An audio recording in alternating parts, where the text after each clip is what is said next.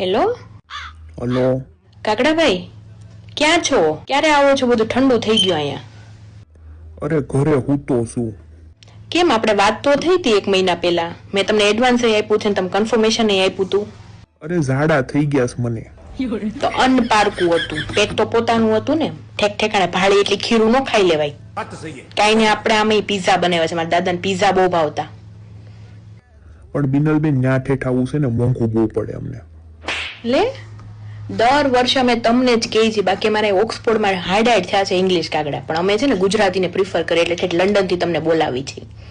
સારું, હાલો 5 પાઉન્ડ વધારે આપી દઈશ, આવી જાઓ.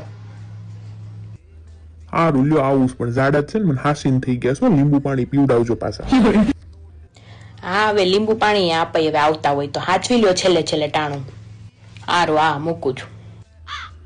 સારું હા મૂકો. અડધી કલાકમાં પોઈગો.